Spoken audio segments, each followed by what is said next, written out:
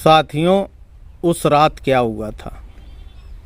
जी हाँ, मैं अक्सर ये बात कहता हूँ कि पराविज्ञान एक अनुभव, और जो कुछ भी अनुभव पर आधारित होता है वही मैं बताता और शेयर करता हूँ। यूँ तो हर आदमी अपने जीवन के शुरुआती दिनों में नास्तिक ही होता है, कम्युनिस्ट स्टाइल का जीवन जीता है, तमाम चीज़ों को इग्नोर करता है क्योंकि उसके पास शक्ति होती है, दुनिया को जीतना चाहता है। पहले से उपलब्ध जितना भी ज्ञान है उसे बेईमानी लगता है, और ज्ञान के नाम पर ढोंगी भी बहुत मिलते हैं। इनमें फंसकर भी वो जब सही ज्ञान नहीं पाता है तो नास्तिक हो जाता है। उस रात क्या हुआ था। जीवन जैसे सब लोग जी रहे हैं, मैं भी उसी तरह दौड़ रहा था। 25 वर्ष पहले एक हमारे मित्र जो बड़े व्यापारी थे और उत्तर प्रदेश ही नहीं पूरे भारत की सामाजिक राजनीतिक व्यवस्था में अपना दखल रखते थे, बड़े बिजनेसमैन थे, बड़े बड़े काम करते थे, मेरे मित्र थे। उन्होंने एक प्रॉपर्टी खरीदी, ज़मींदारी खरीदी। ये मेरे जीवन की सत्य घटना है, जहाँ से परावैज्ञानिक, पराशक्तियाँ,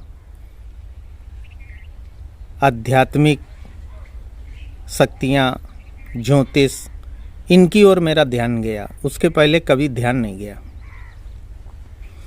हमारे वो मित्र जिन्होंने वो तमाम प्रॉपर्टी और ज़मींदारी खरीदी, उसके बारे में ये चर्चा आम थी कि इस ज़मींदारी प्रॉपर्टी पर पिछली कई पीढ़ियाँ नष्ट हो चुकी हैं, बर्बाद हो चुकी हैं। जो भी इस प्रॉपर्टी का उपयोग करता है वो धीरे धीरे नष्ट हो जाता है, परिवार समाप्त हो जाता है। न मैं इन चीज़ों को मानता था, न मेरे मित्र मानते थे। हम लोग नए प्रगतिशील विचारों के व्यक्ति थे। मैंने भी उनका उत्साह बढ़ाया उस प्रॉपर्टी को खरीदने में। साथियों, एक बात बता दें कि मैं अपने व्यापारिक और पत्रकारिता के जीवन में भी इस नियम का पालन करता था, कभी किसी का नाम सार्वजनिक नहीं करता हूँ। संसार विचित्रताओं से भरा पड़ा है, सबके अपने जीवन हैं, अपनी कहानी है, अपने अनुभव हैं। मेरा उससे जितना साथ है मैं उतना ही ईमानदारी से रखता हूँ, इसलिए मैं उनका नाम नहीं खोलूँगा। पराविज्ञान का अनुभव ही साझा करूँगा।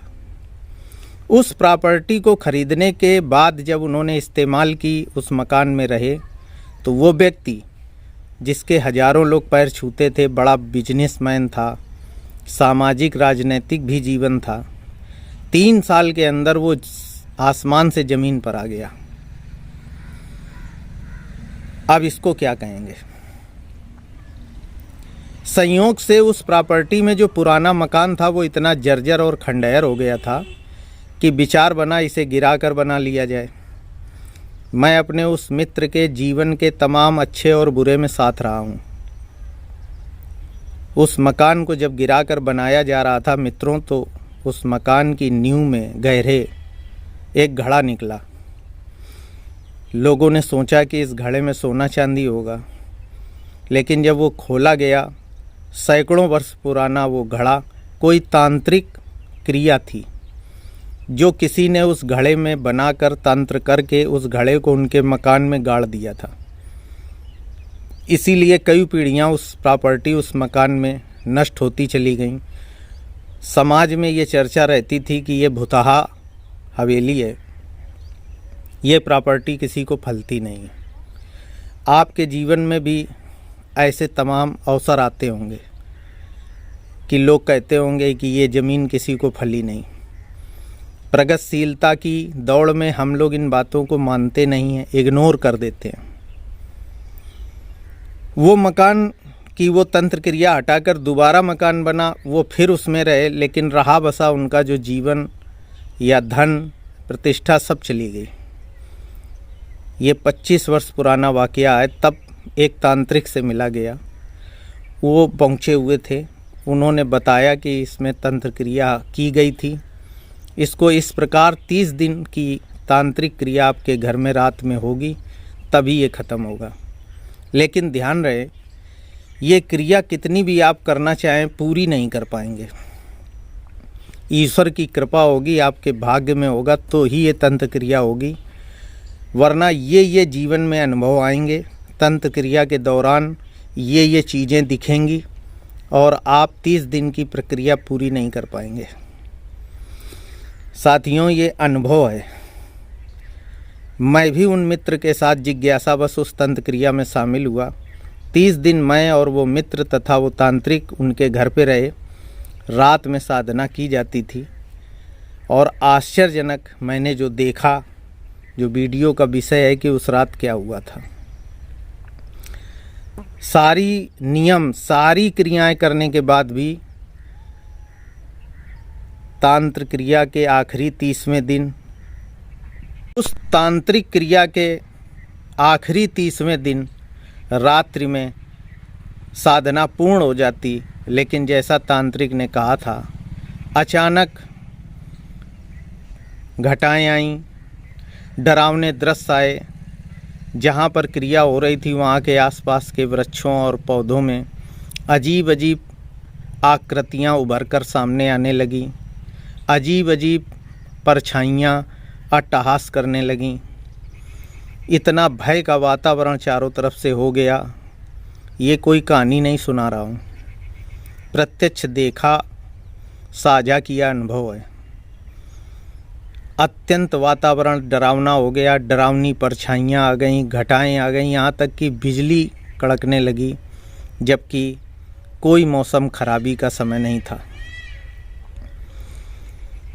हर संभव प्रयास करने के बाद भी स्थितियों को वो तांत्रिक महोदय संभाल नहीं पाए और 30वें दिन की जो साधना थी वो भंग हो गई। तीनों लोग बुरी तरह भयभीत हो गए। साधना को बीच में छोड़ना पड़ा और अंत में वो सारी प्रॉपर्टियां बिक गईं। हमारे मित्र आज वो उत्तर प्रदेश छोड़ के दूसरे प्रदेश में रह रहे हैं। और सबसे बड़ा आश्चर्य ये है कि उस जमींदारी से संबंधित प्रॉपर्टी जिस व्यक्ति ने खरीदी, वो सब यहीं आसपास के लोग हैं। सबका जीवन, परिवार, व्यापार समाप्त हो गया। सभी लोग सड़क पर हैं। जीवन में मेरे वीडियो में कहना रहता है कि पराविज्ञान एक अनुसंधान का विषय है और पराविज्ञान में जो अनुभव है उसको करके ही आप समझ पाएंगे। मैं सुनी सुनाई बातें या किताबों में पढ़कर नहीं बताता हूँ। मेरा व्हाट्सएप नंबर चलता है, कुछ पूछना हो पूछ सकते हैं। किसी ने कमेंट किया था कि आप अंधविश्वास को बढ़ावा दे रहे हैं। कोई अंधविश्वास नहीं है। हम जिस चीज़ को समझते और जानते हैं उस पर हम विश्वास करते हैं, और जिन चीज़ों को हम नहीं समझते, नहीं जानते हैं, उनको हम अंधविश्वास कह देते हैं। संसार में आज इतने वैज्ञानिक उपकरण हैं, हवाई जहाज, मोबाइल, साइकिल, रेडियो। आज से 500 साल पहले ये सब अंधविश्वास थे, क्योंकि उस ज़माने के लोग इनके बारे में जानते नहीं थे। आज हम उनका इस्तेमाल करते हैं, जानते हैं।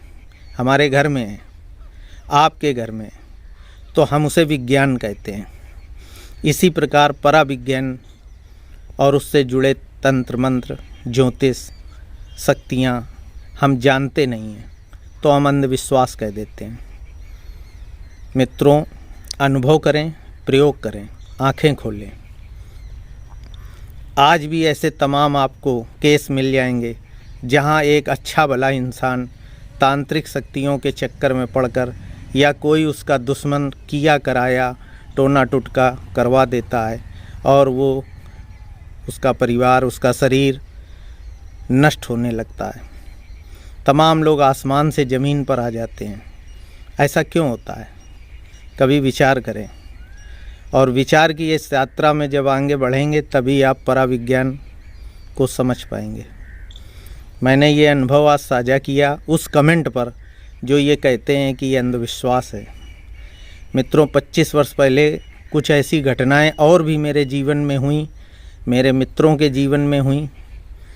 मैंने अध्ययन करना शुरू किया और पराविज्ञान से संबंधित तमाम अनुष्ठान, तांत्रिक, मांत्रिक, यांत्रिक, ज्योतिष पढ़ा भी, अनुभव भी किया, प्रयोग भी किया।